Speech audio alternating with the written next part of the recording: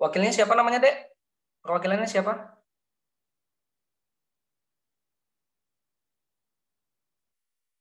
Halo, Dek. Saya PJ Blok dari Blok Emergency ini, Dok. Nama saya Muhammad Zaki.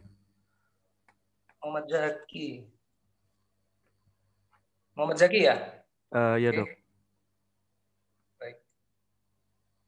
Masih ada yang belum mengaktifkan video ya? Kayaknya banyak yang mengaktifkan video ini. Belum mengaktifkan. Tolong diaktifkan dulu videonya.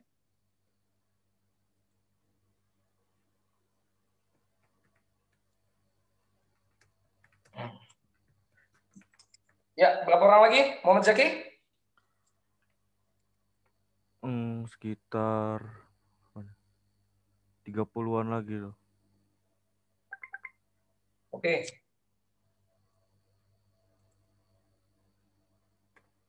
Nanti sambil berhubung karena ini mau Jumatan, takutnya nanti malah nggak kekejar ya. Ya sudah, kita ini aja ya. Jadi saya anggap yang nanti nggak masuk room berarti absen ya. Nanti tolong di ini Muhammad Zaki ya, tolong ditandain dan dicoret aja. Berarti tidak hadir ya. Kita anggap tidak Boleh, hadir. Dok. Yang nggak ikut Zoom. Baik, Assalamualaikum warahmatullahi wabarakatuh. Waalaikumsalam warahmatullahi wabarakatuh. Selamat siang adik-adik sekalian. Pada hari ini saya Dr. Mukhlis, MKes FSTH TKL, akan mencoba untuk menjelaskan sedikit atau memberi kuliah mengenai kegawat darutan di bidang trauma maksilofasial. Nah, sebelumnya mungkin perlu kita pahami dulu apa itu kegawat daruratan, ya, dan hubungannya bagaimana dengan trauma maksilofasial ini. Suara saya jelas? Jelas, Dok. Jelas, Dok. Dan bagaimana dengan trauma maksilofasial ini? Belum deh, belum. Balik. Nah, bagaimana dengan hubungannya dengan trauma maksilofasial ini ya? Jadi sebagaimana yang kita ketahui bahwa kegawat daruratan itu ya berasal dari kata gawat dan darurat ya. Jadi kegawat daruratan adalah merupakan suatu hal ya, sesuatu yang terjadinya tiba-tiba ya, tiba-tiba mendadak dan tanpa yang tidak ini ya, atas bukan keinginan kita, tiba-tiba terjadi yang dia tentunya memerlukan penanganan segera ya, penanganan segera yang tepat. Dan bila penanganan tidak tepat atau tidak segera ditangani, ini akan menyebabkan terganggunya fungsi vital dari tubuh kita atau bahkan mengancam nyawa ya, bahkan mengancam nyawa. Kalau kondisi kegawat daruratan itu kan ada macam-macam ya. Kalau nanti kalian misalkan jaga di unit gawat darurat, misalkan nanti sudah menjadi dokter di rumah sakit, itu mungkin ada prioritas di sana. Jadi ada kegawat darurat yang dia gawat dan gawat darurat, yang dia betul-betul harus segera kita respon, kita tangani, ya. Atau kalau di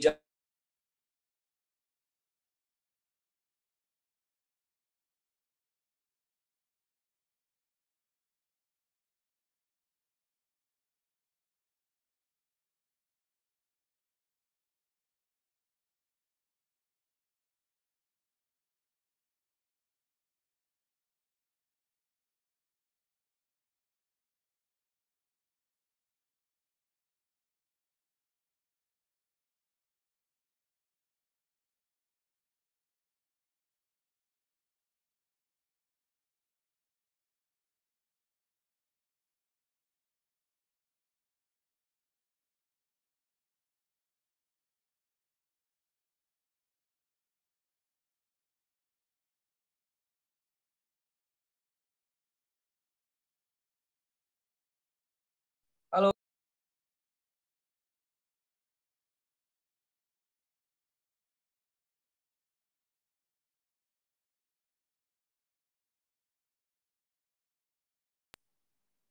Suara saya bisa didengar? Bisa, Dok. Barusan terputus ya. Maaf, ini ada ininya ya. Oke, maaf ya, terputus. Jadi ada triase 1, triase 2, dan triase 3. Triase 1 tadi yang kasusnya gawat darurat yang segera, bila perlu 0 menit ya, kita berespon, kita tangani segera pasiennya. Pasien-pasien apa aja itu? Adalah pasien-pasien yang bila dia tidak tangani akan mengancam jiwa ya tentunya ya, sehingga perlu penanganan segera. Itu contohnya misalkan pada pasien serangan jantung seperti itu ya, ataupun pasien stroke ya. Jadi kita lakukan segera penanganan. Kemudian ada triase 2. Triase 2 ini bisa dikatakan dia darurat tapi tidak gawat seperti itu. Jadi tetap menentukan apa namanya? Tetap dia memerlukan penanganan segera, namun tidak mungkin tidak mengancam nyawa ya. Contohnya misalkan pada pasien fraktur ya, patah tulang gitu misalkan, yang tanpa mengalami perdarahan ya. Ini mungkin bisa kita masukkan pada triase 2. Jadi tidak langsung kita tanganin ya. Tidak langsung ditanganin segera, tapi tetap ditanganin, tapi mungkin dalam bisa agak ditunda gitu. Dalam tempo mungkin 5 menit atau 10 menit setelahnya gitu ya. Kemudian ada lagi yang triase 3. Nah, triase 3 ini mungkin dalam kondisi yang tidak gawat dan tidak darurat juga, ya. Contohnya misalkan pada pasien-pasien demam yang tanpa disertai kejang seperti itu, ataupun mungkin pada pasien diare, ya, yang mungkin dengan dehidrasi ringan ataupun dehidrasi sedang, ya, seperti itu. Jadi mungkin ini bisa kita lebih dibelakangkan prioritasnya. Jadi seperti itu urutannya ya. Sehingga nanti kalian pada saat jaga di rumah sakit di UGD kalian bisa memilah-milih gitu seperti itu. Jadi kan jangan sampai nanti pasien yang datang ke rumah sakit yang datang secara bersamaan kalian tidak bisa membedakan mana yang harus mendapat penanganan segera, mana yang enggak seperti itu. Sehingga nanti dikhawatirkan pasien yang harusnya bisa dipertahankan nyawanya malah tidak ditanganin, malah yang ditanganin yang sebenarnya dia bisa dibelakangkan prioritasnya seperti itu. Ya, bisa dipahami nggak kira-kira, Dek? Jadi hubungannya dengan trauma maksilofasial ini apa? Nah, pada trauma maksilofasial ini nanti saya akan jelaskan bahwa dengan kegawat daruratan ini memang tergantung kondisi tentunya trauma maksilofasial ini. Tergantung kondisi pada saat pasien datang. Trauma maksilofasial itu kan macam-macam pada pasien yang datang ya. Jadi kalau misalkan dia trauma maksilofasial ini bisa sampai mungkin mengancam nyawa. Halo, Dek? Halo, kenapa? Jelas menurut saya? Jelas ya? Terdengar, dokter. Ya, tadi ada suara apa itu? Nah, jadi kalau dia misalkan trauma maksilofasial ini sampai mengancam nyawa ya atau mengganggu fungsi, contoh misalkan fungsi pernapasan ya, fungsi vital dari organ tubuh kita seperti fungsi pernapasan, misalkan perdarahan di daerah rongga mulut yang dia sampai membuat clot, membuat sumbatan di saluran napas. Nah, ini kan membahayakan ya. Jadi ini perlu mungkin triasenya triase 1. Jadi ini sifatnya gawat darurat ya, harus segera kalian tangani. Ya, jangan dibiarkan, hilangkan sumbatannya seperti itu. Kemudian bisa aja ini trauma maksilofasial pasien trauma maksilofasial yang datang ke UGD, yang datang ke kita, dia sifatnya dia darurat tapi tidak gawat seperti itu. Jadi tidak gawat tapi ya darurat. Misalkan pada pasien fraktur nasal ya, ataupun fraktur mandibula ataupun maksila ya, yang datang ke kita yang tidak mengalami perdarahan yang sampai menyumbat saluran napas ya, perdarahannya juga tidak banyak. Nah, jadi ini sama dengan pasien patah tulang tadi mungkin ya, fraktur biasa ya, sehingga ini bisa kita masukkan pada triase 2. Jadi kita bisa tunda dulu sebentar, kita tanganin pasien-pasien yang lain bila ada pasien yang lain yang lebih memerlukan penanganan segera seperti itu. Bisa dibedakan ya, Dek ya?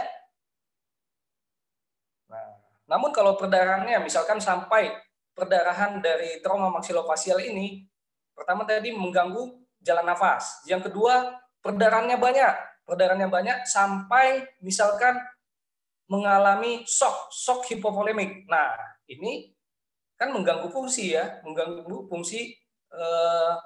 sirkulasi ya, mengganggu fungsi, sehingga ini perlu penanganan segera, masuknya gawat darurat kalau perdarahannya banyak ya, sampai mungkin hampir terjadi shock hipovolemik. Jadi nggak boleh kita biarkan, kita harus berespon cepat ya, seperti itu. Hentikan perdarahannya, lalu tanganin ininya, shocknya ya, shock hipovolemiknya, seperti itu. Maka hubungannya trauma maksilofasial ini ya tergantung sebenarnya pada saat gimana kondisi si pasien itu datang ke kita, seperti itu. Ada lagi mungkin bisa jadi kita masukkan ke triase 3. Triase 3 artinya ya sebenarnya ini boleh tidak pada saat itu kita tanganin, tapi kita rujuk, kita konsulkan ke ke dokter spesialis PHT ya misalkan, atau diperiksa lewat poli saja, tidak lewat UGD. Misalkan pada pasien fraktur os nasal yang tanpa perdarahan, seperti itu, hanya mengalami mungkin edem ya, hematom di daerah hidung, atau mungkin tanpa fraktur, seperti itu ya. Jadi ini maksudnya triase 3. Gimana Dek? Bisa ya dipahami kira-kira ya? Sampai di sini paham ya hubungannya. Jadi saya hanya mau menggiring opini bahwa ini loh hubungannya fraktur fraktur trauma maksilofasial dengan kegawat daruratan itu tadi.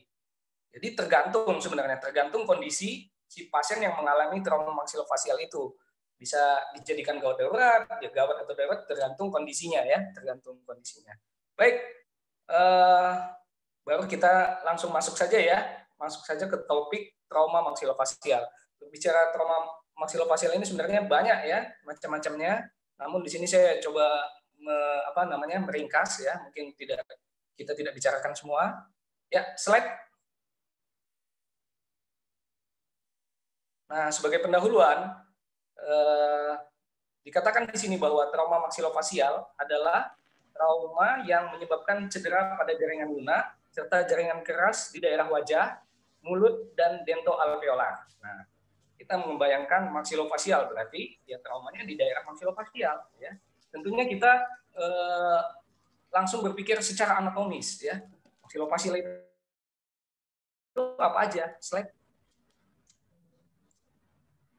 Nah, sebelum kita secara anatomis mengetahui, kita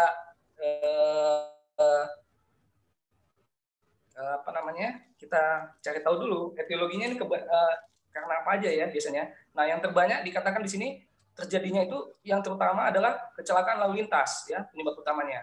Bisa juga oleh kecelakaan sewaktu bekerja atau industri, kecelakaan sewaktu berolahraga, dan bisa juga karena perkelahian dan lain-lain. Ya, slide.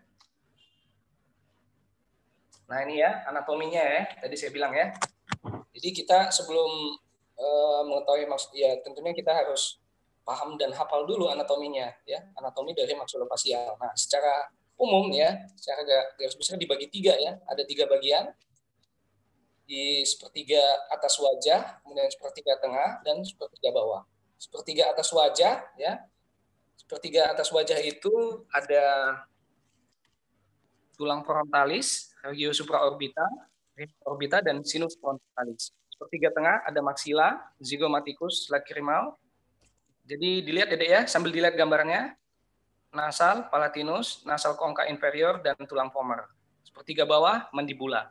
Kalian bisa dilihat dari warnanya ya, untuk sepertiga atas wajah itu yang berwarna biru tua, yang sepertiga tengah itu yang berwarna hijau ya, hijau dan coklat tua serta biru muda ya. Kemudian untuk sepertiga bawah mandibula itu yang berwarna coklat muda ya. Slide. Nah, untuk klasifikasi ini fraktur kerangka wajah meliputi fraktur mandibula, fraktur maksila, fraktur tulang alveolar, fraktur zigomatik, dan fraktur tulang-tulang wajah lainnya. Kemudian bisa cedera jaringan gigi dan cedera jaringan lunak. Fraktur yang melibatkan tulang wajah yang kompleks dan meliputi sepertiga wajah bagian atas, tengah, dan bawah, ini disebut juga dengan fraktur panfasial. Nah, nanti dihafal ya. Jadi kalau untuk keseluruhan dia fraktur panfasial. Slide. Nah, untuk mendiagnosis trauma maksilofasial ini, tentunya kita perlu menanyakan ke pasien, ya, atau dikenal dengan sebutan anamnesis, ya. Anamnesisnya kita menanyakan identitasnya, lalu kapan trauma itu terjadi, di mana trauma itu terjadi, dan bagaimana trauma itu terjadi. Nah, ini penting ya, mekanismenya ya. Secara mekanik gimana dia terjadinya, bagaimana trauma itu terjadi. Sehingga nanti kita bisa membayangkan kira-kira secara anatomis, bila dia mekaniknya seperti ini, organ apa yang terkena, seperti itu ya. Perawatan apa yang telah diberikan, kemudian apakah ditemukan adanya gigi atau serpihan gigi di tempat kejadian trauma. Nah, ini penting ya. Jadi di sekitar korban itu mungkin perlu ditanyakan kepada yang antar, ada serpihannya enggak, serpihan gigi dan lain sebagainya ya, untuk mengecek apakah ada gigi yang patah atau emang kalau tidak ada mungkin dia sebelum kecelakaan udah ompong sebelumnya seperti itu. Jadi ada nggak serpihannya gitu ya. Terus kemudian bagaimana status kesehatan umum pasien, kita lihat ya, apakah pasien mengalami mual, muntah, pingsan, amnesia, sakit kepala, gangguan penglihatan, atau kebingungan setelah kejadian. Nah, ini juga harus kita lihat. Ini secara umum ya, untuk kasus-kasus trauma kita harus selalu memperhatikan gejala-gejala ini.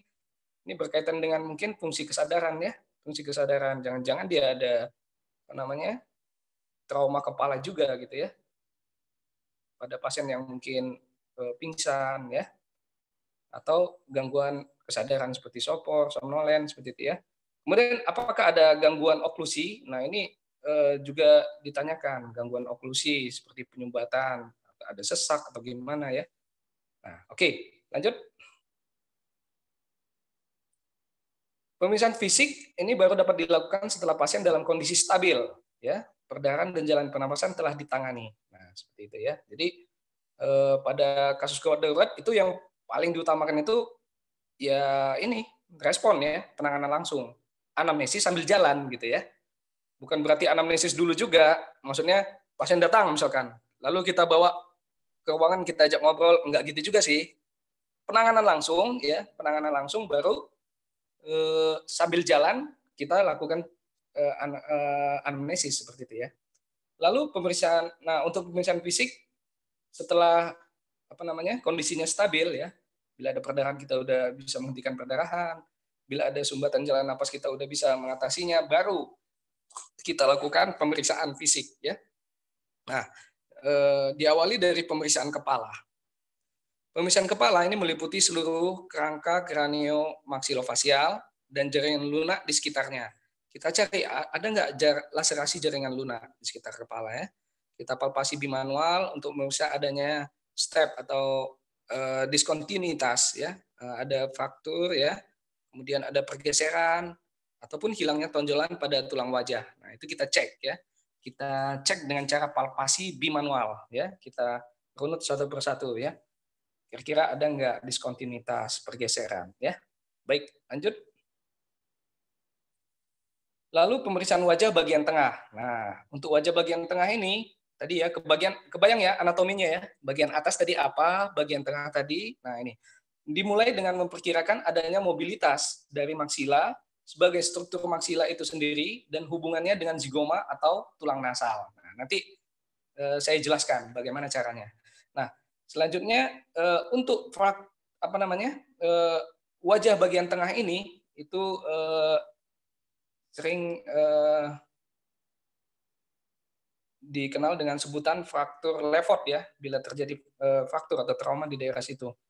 Di mana fraktur Lefort ini merupakan tipe fraktur tulang-tulang wajah yang klasik terjadi pada maksilofasial.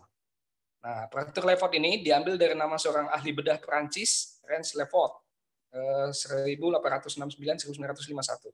Slide. Nah, ini ya pengertiannya fraktur Lefort 1. Lihat di sini gambarnya ya, yang warna kuning ya. Jadi fraktur Lefort 1 itu garis fraktur berjalan dari sepanjang maksila bagian bawah sampai dengan bawah rongga hidung.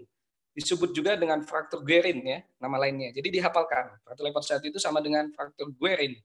Kerusakan yang mungkin jadi bisa mengenai prosesus alveolaris, bagian dari sinus maxillaris, palatum durum, bagian bawah dari lamina pterygoid. Ya, slide.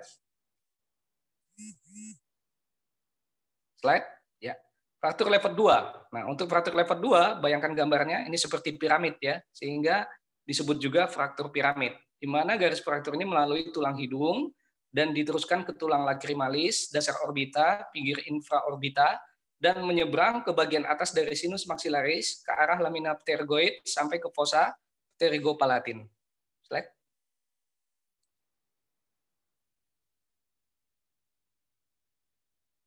Slide. Nah, ini fraktur level 3 ya. Kalian bayangkan gambarannya tadi ya. Tadi level 1, level 2, level 3. Nah, level 3 ini dikenal dengan sebutan craniofacial disjunction ya. Jadi ada terpisah ya antara kranio dan fasial. Nah, itu gampangnya menghafalkan ya. Jadi craniofacial. Garis fraktur melalui sutura nasofrontal diteruskan sepanjang ethmoid junction melalui visura orbitalis superior melintang ke arah dinding lateral ke orbita, sutura zygomaticum frontal dan sutura temporozygomaticum. Bayangkan ya Dek ya, anatominya itu gambarannya sudah saya tampilkan yang berwarna kuning ya. Slide. Nah, ini metode cara untuk pemeriksaannya ya. Cara pemeriksaan fisiknya untuk mengetahui dia fraktur level 1, level 2 apa level 3 gitu ya. Nah, di sini dijelaskan di sini yang A ya. Coba lihat yang A. Jadi ibu jari dan jari telunjuk ya, kita dengan menjepit gigi bagian anterior ya, gigi bagian anterior ya, kita jepit. Nah, lalu kita kita gerakkan gitu ya, kita gerakkan sambil memegang pangkal hidung ya, tulang pangkal hidung dengan tangan yang lainnya ya. Nah, coba lihat gambar A ya, gambar A. Nah, setelah kita gerakkan ya itu ada tangan kanan, ada tangan kiri. Tangan kiri di pangkal hidung, tangan kanan menjepit gigi bagian depan, gigi bagian anterior. Nah, kalau kita gerakkan ternyata ada kita kerasa gerakan juga pada pangkal hidung, nah itu artinya fraktur level 2 ya. Kemudian kalau tidak ada gerakan di pangkal hidung, tapi kita merasakan ada gerakan pada gigi ya dengan tangan kanan, nah ada gerakan pada gigi bagian anterior sehingga seperti menggantung gitu ya, tapi pangkal hidungnya tidak bergerak, itu berarti fraktur level 1. Nah, kemudian tangan kiri kita pindahkan ke bagian pipi sebelah kanan ya, daerah zygomaticum. Kita jepit, kita pegang ya, kita raba di daerah zygomaticum. Lalu kita lakukan manuver lagi dengan menggerakkan gigi bagian depan dengan tangan kanan. Bila terjadi pergerakan di daerah zygomaticum, maka itu level 3 ya, level 3. Bisa dipahami nggak, Dek, kira-kira? Halo? Halo? Dek? Bisa dong. Bisa dengar?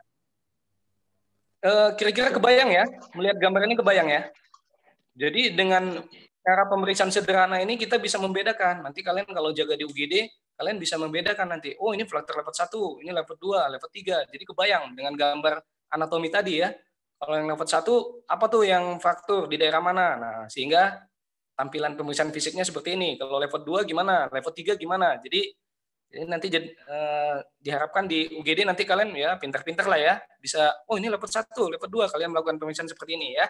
Sederhana tapi ini ya bisa melakukan pemeriksaannya ya. Sebelum nanti kalian konfirmasi dengan pemeriksaan ronsen tentunya ya. Baik, lanjut. Ya, ini dia pemeriksaan radiologis. Fraktur midface ya, radiografis pilihan untuk fraktur wajah bagian tengah itu adalah proyeksi Waters, proyeksi wajah lateral, proyeksi wajah posterior anterior, dan proyeksi submental vertex. Ya, slide. Nah, ini Dek, kalian lihat ya. Ini gambar-gambarnya. Lihat yang A ya. Yang A proyeksi waters. Nah, lihat tanda panah. Maaf ini sebelumnya karena saya nggak pakai komputer, jadi saya nggak bisa langsung ini ya, jadi host langsung screen ya. Saya agak gaptek nih kalau lewat HP, bingung. Mohon maaf ya. Tapi bisa dipahami ya. Yang penting kalian paham ya, Dek. Paham ya kira-kira ya? Paham dong. Paham dokter. Semua kan pada pinter-pinter nih. Oke, baik. Yang A, proyeksi waters, kalian lihat tanda panah ya. Lihat tanda panah. Jadi proyeksi water itu jadi gunanya untuk menunjukkan fraktur pada dasar orbita ya. Jadi bila ada fraktur pada dasar orbita, lihat tanda panah itu, kalian bisa menentukan ini ya dengan proyeksi water ini. Kemudian untuk menentukan adanya fraktur, untuk menunjukkan fraktur level 3 atau terjadi pemisahan kraniofasial, ini garis frakturnya dapat kalian periksa dengan melakukan ronsen proyeksi wajah lateral. Ya, itu lihat ya, yang B.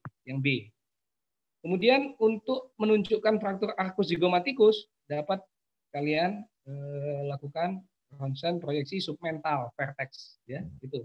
Gambar C ya. Jadi itu dengan proyeksi radiologi itu kalian bisa lebih jelas melihat gambaran fraktur dari mid maksilofasial tadi ya, bagian wajah bagian tengah. Baik, slide. Nah, ada juga modalitas lain ya, dengan CT scan ya, bisa dengan CT scan atau dengan CT scan 3 dimensi. Nah, ini ya, yang CT scan biasa yang atas, kemudian yang CT scan 3 dimensi yang bawah ya, gambar yang bawah A dan B. Nah, itu tentunya yang CT scan 3 dimensi ini, wah ini lebih jelas lagi tentunya ya. Jadi dimulai dari radiologi ronsen biasa tadi ya, X-ray, tambah CT scan, yang terjelas adalah CT scan 3 dimensi tentunya ya. Kalau ada di rumah sakit kalian CT scan 3 dimensi, ya mending langsung CT scan 3 dimensi lebih enak, lebih jelas ya terlihat faktornya. Baik, lanjut. Karena kalau yang 3 dimensi, kalian bisa nanti gerak-gerakin dari anterior, posterior, pokoknya puas deh 3 dimensi ya. Dari depan, belakang, dia diputar-putar gambarnya. Kalau yang ini CT scan kan masih ini ya, 2 dimensi ya. Baik. Slide. Selanjutnya kita masuk fraktur wajah bagian tengah, ada lagi fraktur nasal. Nah, fraktur nasal ini patah tulang hidung didiagnosis oleh riwayat trauma dengan bengkak dan krepitus pada jembatan hidung, krepitus ya. Jadi kalau di raba ada krek suara, ada suara kayak seperti suara gerakan ini ya, tulang yang bergeser gitu ya. Pasien mungkin mengalami epistaksis, namun tidak harus selalu bercampur dengan cairan cerebrospinal ya. CSF, cerebrospinal fluid ya. Kemudian fraktur nasal sering menyebabkan deformitas septum nasal karena adanya pergeseran septum dan fraktur septum. Fraktur Noe ini naso orbitoetmoid ya, naso orbitoetmoid dicurigai jika pasien memiliki bukti patah hidung dengan telekantus, kemudian pelebaran jembatan hidung dengan kantus medial terpisah, dan epistaksis atau urinary CSF. Nah, itu ya. Kalian hafalkan ya. Jadi fraktur di hidung itu ada yang fraktur hidung murni, fraktur os nasal, ada juga yang fraktur Noe. Sering terjadi ya, fraktur Noe. Nah, ini saya beberapa kali bukan hanya tulang hidung yang fraktur, tapi juga daerah sekitar orbita dan etmoid seperti itu. Nah, tandanya seperti ini. Jadi jangan kalian samakan nanti kalau jaga di UGD ya. Beda antara fraktur hidung dengan fraktur Noe. Di mana lebih berat ya yang Noe tentunya. Slide. Nah, ini dia fraktur Noe ya. Pasien dengan fraktur naso orbitoetmoid ya. Kita lihat di sini dari pemisahan fisik ya. Ini bisa kita lihat kalau diukur dia ada apa namanya? Ada peningkatan dari jarak ya. Jarak interkantal ya, interkantalnya. Jadi dari sudut mata bagian medial itu bertambah itunya ya kalau kita ukur dari yang normal. Jadi kelihatan kayak terdepres gitu. Jadi si pasiennya jadi kayak tambah, kalau maaf kata bilangnya apa ya, pesek ya, hidungnya semakin datar gitu. Nah itu. Tapi bukan hanya hidung semakin datar, tapi juga kita lihat, nah bagian matanya tuh, bagian matanya. Jadi kalau yang normal kan kita lihat di sini, ini ada mata kiri dan mata kanan pada pasien ini. Kalau mata kiri itu normal ya, jadi bentuknya angular ya, angular. Jadi seperti itu normal. Sementara mata kanan kita lihat di sini bentuknya kayak terdepres ya, kayak jatuh gitu, jatuh ya, jatuh dan bentuknya seperti lebih melingkar dia. Jadi nggak lancip lagi tapi lebih tumpul jadi kayak lingkaran gitu. Bisa dibedain ya, Dek ya, antara mata kiri dan mata kanan. Nah, ini contoh pada fraktur naso-orbitoetmoid. Nah, kalau kalian nanti jaga di UGD nanti kalian akan lihat, oh ini. Nah, jadi dia bukan hanya sekedar fraktur os nasal, tapi fraktur tulang-tulang di sekitar tulang hidung juga, seperti tulang etmoid dan tulang orbital, seperti itu ya. Jadi jatuh dia, matanya jatuh. Dan biasanya pada pasien ini juga terjadi gangguan penglihatan biasanya ya. Baik, slide. Lalu selanjutnya ini pada maksilofasial bagian bawah ya, mungkin kita lakukan pemeriksaan rongga mulut. Ya, meliputi bersihkan bekuan darah, serpian gigi, benda asing ya kalau ada. Kemudian oklisi gigi geligi dicek, oklisi dicek bagaimana pengunyahannya gimana. Pasiennya disuruh mengunyah, bisa nggak mengunyah seperti biasa gitu ya. Diperiksa oklisi gigi geliginya. Kalau misalkan dia tidak bisa menggigitkan, tidak bisa mengunyah, berarti kemungkinan ada fraktur ya, fraktur di daerah maksilofasialnya. Lalu dicari laserasi mukosa oral, dilihat mukosa oralnya ada yang laserasi enggak. Kemudian dicari ada displacement step pada prosesis alveolaris. Pada mungkin bisa aja giginya ada tapi proses alveolarisnya patah gitu ya, bisa aja. Kemudian dilihat jumlah gigi geliginya. Lalu dilihat ada gigi palsu tidak, protesa ya. Slide. Nah, selanjutnya kita ke bagian wajah, bagian bawah ya, sepertiga bawah. Tadi kan sepertiga tengah, ini sepertiga bawah. Nah, untuk sepertiga bawah kita lihat fraktur mandibula ya. Ini dapat dikeluarkan berdasarkan lokasinya. Ini secara anatomi kita lihat ada dia kondilar, kemudian ramus, angle, body, simpisis, alveolar, dan daerah prosesus koronoid ya. Nah, di sini dari penelitian disebutkan bahwa yang paling sering ditemukan ya, paling sering fraktur di daerah kondilar ya, kondilar. Kemudian diikutin daerah angle, kemudian selanjutnya simpisis ya, daerah simpisis. Slide. Slide. Ya. Fraktur mandibula juga dapat diklasifikasikan berdasarkan tipe frakturnya ya. Bisa berupa fraktur green stick, simple, comminuted, dan compound ya. Itu gambarnya dilihat. Yang fraktur green stick A, simple B, comminuted C, dan compound itu D ya. Itu dia. Bentuk-bentuk frakturnya ya. Slide pada mandibula. Nah, ini untuk pemeriksaan radiografisnya ya. Fraktur mandibula bisa kita ajukan permohonan radiologi berupa panoramik, proyeksi Towne, proyeksi posterior anterior, proyeksi oblik lateral kiri dan kanan. Slide. Nah, ini gambarannya seperti ini ya. Yang A, lihat tanda panah, itu proyeksi posterior anterior ya. Menunjukkan fraktur pada daerah angle mandibula ya. Itu tanda panah. Jelas ya. Ada garis lusen ya di situ ya. Terlihat ya, ada garis lusen. Itu fraktur gitu ya. Kemudian yang B, lihat gambar B, proyeksi oblik lateral menunjukkan fraktur pada daerah angle mandibula. Lihat panah ya. Daerah angle. Tadi kan anatominya udah saya tampilkan ya, anatominya. Ya. Selanjutnya yang D, foto panoramik. Ini menunjukkan fraktur yang bergeser pada sebelah kiri korpus mandibula dan fraktur subkondilular kanan. Lihat tanda panah ya. Jelas ya, Dek ya? Dari gambaran radiologisnya jelas ya, terlihat ya. Kalian lihat yang lusen. Lusen itu daerah hitam ya.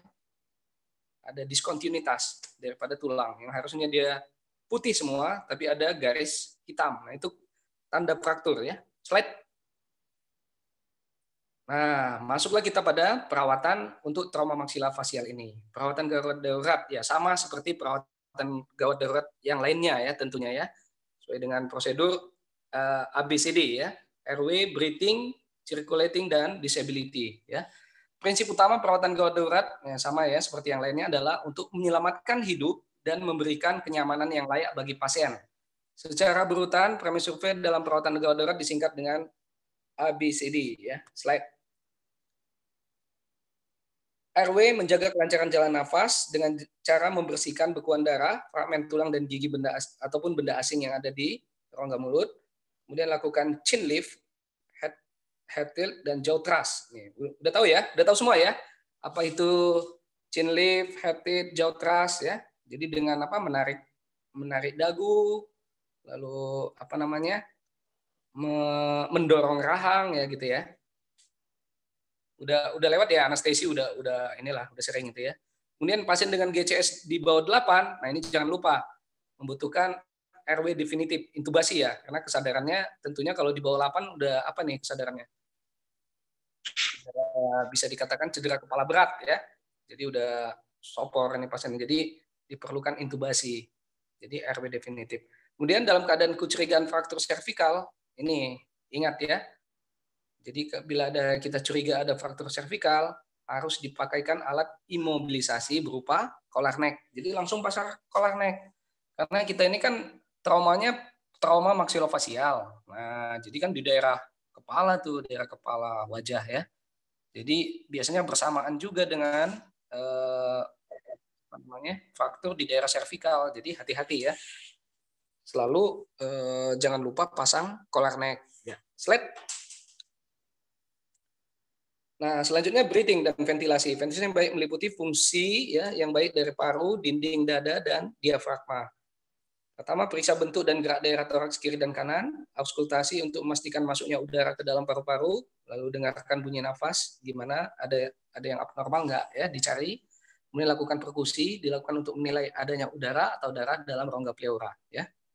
Perkusinya suaranya gimana, Dek? Kalau dia yang ada darah atau cairan di rongga pleura.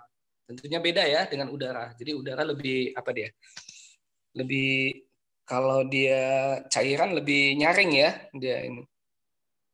Ya, lanjut.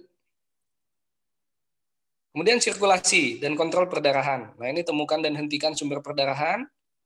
Nah, itu dicari ya. Kalau masih ada perdarahan, ini hentikan sumber perdarahannya. Jangan dibiarkan. Itu tindakan darurat ya, harus segera. Lalu pemeriksaan hemodinamik, tekanan darah, nadi, HB. Nah, dilihat ya, tekanan darah, ada shock nggak? Tekanan darahnya, apa tanda-tanda shock? Nah, pelajari lagi tanda-tanda shock. Shock hipovolemik ataupun shock kardiogenik.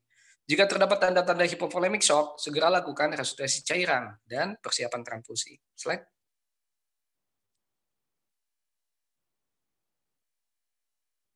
Slide. Ya, yang terakhir disability ya. Ini neurologic evaluation. Dilakukan evaluasi terhadap keadaan neurologis secara cepat dengan GCS ya.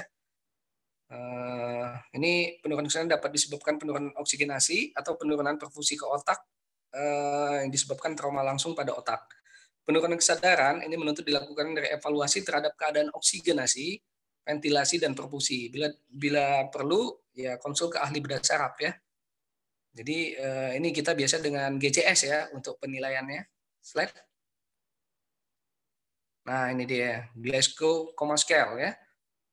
Ini yang dilihat eye opening, motor respon, dan verbal respon ya. Ini ada angka-angkanya. Nah bila dari penjumlahan angka-angka tadi kalian mendapatkan skor 8 atau di bawah 8, ini merupakan prognosis yang buruk ya. Ini cedera kepala berat ya. Kemudian di 9 sampai 12 itu cedera kepala sedang, 13 sampai 15 cedera kepala ringan. 13 sampai 15 biasanya pasiennya masih ini ya, masih bisa diajak kerjasama ya. Ya, slide. Selanjutnya perawatan definitif. Nah, perawatan definitif untuk trauma maksilofasial ini dilakukan setelah keadaan umum pasien lebih baik ya. Nah, itu tadi. Jadi gawat daruratnya dulu ditangani, baru untuk definitifnya setelahnya gitu ya. Ini terkontrol dan telah melewati masa kritis ya. Jadi masa kritisnya dulu yang kita tangani. Tujuan dari perawatan fraktur maksilofasial ini yang secara perawatan definitif adalah untuk merehabilitasi jaringan yang terlibat, mengurangi rasa sakit, penyembuhan tulang, serta perbaikan oklisi gigi. Itu sih ringkasnya. Ya. Jadi segala macam penata laksanaan perawatan tujuannya hanya itu sebetulnya. Ya, slide.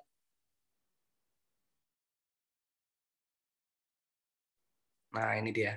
Jadi biasanya setelah ditangani di UGD melewati masa kritis, lalu baru dilakukan ini ya pemasangan fiksasi maksilomandibula. Ya, biasanya dilakukan dengan ini ya operasi elektif. Kemudian reduksi dan fiksi fraktur kondilus dan simplisis mandibula. Ini contoh-contohnya. Biasanya ini pada fraktur kita sama sih mirip kayak ini ya, kayak bedah tulang ya. Jadi disambungkan lagi tulangnya dengan menggunakan plate. Itu lihat pada gambar A dan B. Kebayang ya, Dek ya? Ya, slide.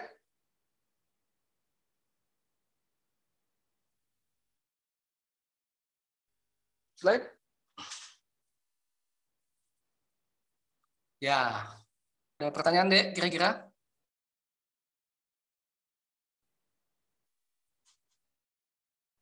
Jadi pas ya, karena ini mau Jumatan, jadi saya sengaja dicepetin, Dek.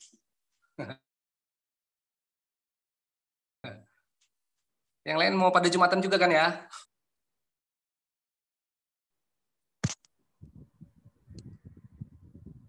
Ada pertanyaan, Dek?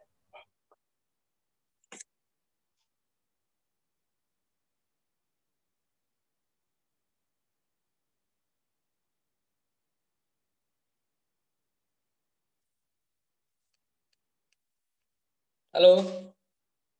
Halo? Halo? Cukup mungkin dok. Dek, suara saya masih terdengar? Terdengar dok. Halo? Diaktifin lagi, kameranya diaktifin lagi.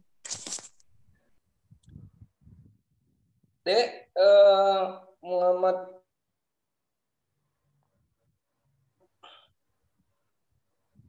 Zaki ya? Udah lengkap? Iya dok. Yang tadi udah masuk ya? Masih ada yang belum masuk? Ya tadi sudah. Tadi sudah waktu perkuliahan. Sekarang mungkin pada Jumatan mungkin ada yang keluar duluan dok. Coba dicek.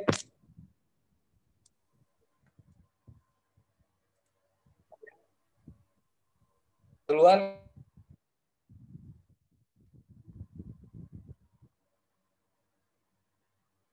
Tolong di ini ya nama-namanya tolong tolong dicek lagi dari berapa tadi 200. Ada berapa yang sekarang nggak ada, Dek?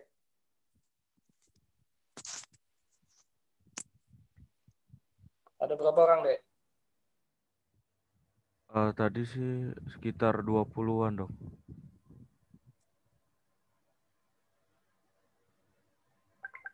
Sekarang